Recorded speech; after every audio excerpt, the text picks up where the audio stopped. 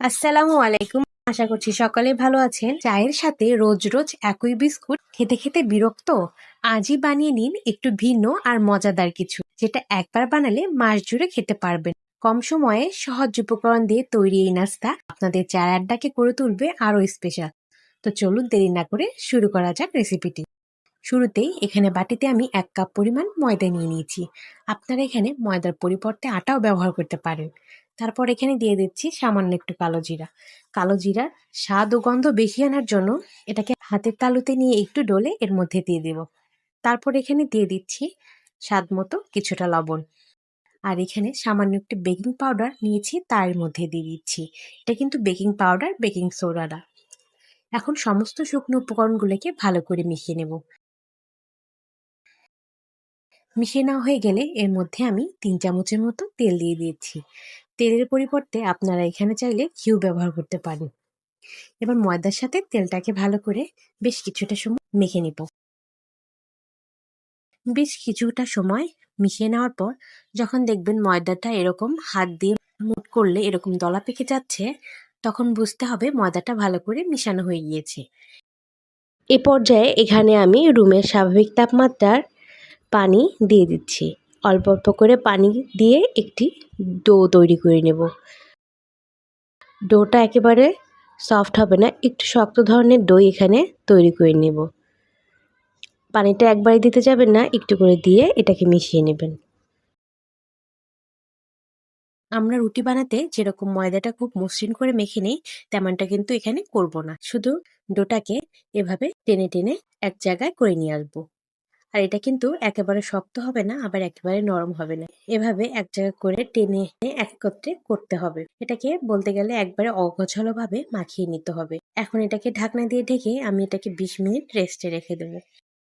20 minute রেস্টে রাখার পর ডোটাকে হাতের মধ্যে নিয়ে এভাবে ছোট ছোট করে টুকরো করে নিচ্ছি। আবার এগুলোকে একত্রে করে নিয়ে আসতে হবে। আবার টুকরো টুকরো করতে হবে, আবার একসাথে করে নিয়ে আসতে হবে। এভাবে 10 থেকে 12 বার করতে হবে। যতবার এভাবে করা যাবে ততটা দেখবেন এগুলোর মধ্যে সুন্দর লেয়ার সৃষ্টি হবে। এখন হালকা হাতে এভাবে সব পাশ থেকে ময়দাটাকে সমান করে নেব। অবশ্যই কাজটি হালকা হাতে করতে হবে, যাতে করে কোথাও কোনো ক্র্যাক না থাকে। আমার এই রেসিপিটি ফলো করে খুব সহজেই বাসায় তৈরি করে নিতে পারবেন। এ পর্যায়ে দেখতে পাচ্ছেন ময়দার খামিরটা কিন্তু খুব সুন্দর মতো সমান হয়ে গিয়েছে। এখন এই ডোটাকে নিয়ে হাতের সাহায্যে এভাবে সমান করে ছড়িয়ে স্কোয়ার শেপ দিয়ে নিচ্ছি। এবার চারপাশ থেকে আমি অল্প অল্প করে কেটে নিচ্ছি। এতে করে নাস্তাটা অনেক সুন্দর সমানভাবে তৈরি হবে। আর বাকি অংশগুলো কিন্তু ফেলে দেব না, এগুলোকে একত্রে করে পরবর্তীতে নাস্তাগুলো বানিয়ে নেব। এখন এই নাস্তাগুলোকে আমি সুন্দর মতো চারকোনা করে কেটে নেব। এগুলোকে আমি ছোট ছোট করে বানিয়ে নেব, এর জন্য লম্বা লম্বা করে শুরুতে কেটে নিচ্ছি। এখন ছোট ছোট করে কেটে নিচ্ছি। আপনারা অনেকেই কিন্তু এগুলো বাজার থেকে কিনে খেয়ে থাকেন। বাসাতেই অল্প সময়ে ঝটপট কিন্তু বানিয়ে নিতে পারবেন। ঘরে থাকা সামান্য উপকরণ দিয়ে এগুলো বানানো সম্ভব। তাহলে আর দোকান থেকে কিনে খেতে হবে না। এগুলোকে একটু মোটা রাখবেন, তাহলে কিন্তু ভেতর খুব সুন্দর মতো একটি লেয়ার তৈরি হবে। এখন এগুলোকে এক এক করে আমি ছাড়িয়ে নিচ্ছি। এগুলোকে এভাবে রেখে দিলে কিন্তু আবার একসাথে লেগে যাওয়ার সম্ভাবনা থাকে। সেজন্য কাটার সঙ্গে সঙ্গে এগুলোকে ছাড়িয়ে নেবেন। দেখতে পারলেন কত সহজ সবগুলো কেটে নিয়েছি। এখন এগুলোকে ভাজার পালা। এজন্য কড়াইয়ে পর্যাপ্ত পরিমাণ তেল দিয়ে দিয়েছি। তেলটা কিছুটা গরম হয়ে এলেই সবগুলো এর মধ্যে দিয়ে দিচ্ছি।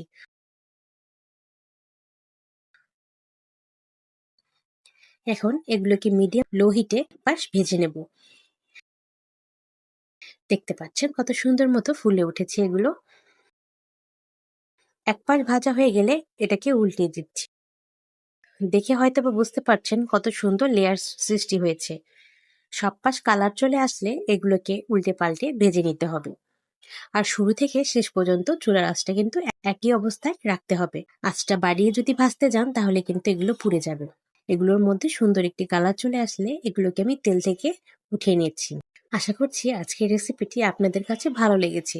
যদি ভালো লেগে থাকে তাহলে একটি লাইক দিতে পারেন। দেখতে পাচ্ছেন মাশাআল্লাহ কতটা সুন্দর হয়েছে, আর কত সহজে এটি তৈরি করে নিলাম। চায়ের সাথে এই নাস্তাটি কিন্তু একদম জমে যাবে। একটি ভেঙে দেখাচ্ছি, দেখতে পাচ্ছেন কতটা খাস্তা হয়েছে। বাসায় একবার হলেও ট্রাই করে দেখবেন। আর যারা আমার চ্যানেলে নতুন, এখনো আমার চ্যানেলটিকে সাবস্ক্রাইব করেননি, সবার কাছে অনুরোধ, প্লিজ চ্যানেলটিকে সাবস্ক্রাইব করে দেবেন। আজকের মতো এখানেই বিদায় নিচ্ছি। সবাই ভালো থাকবেন। আল্লাহ হাফেজ।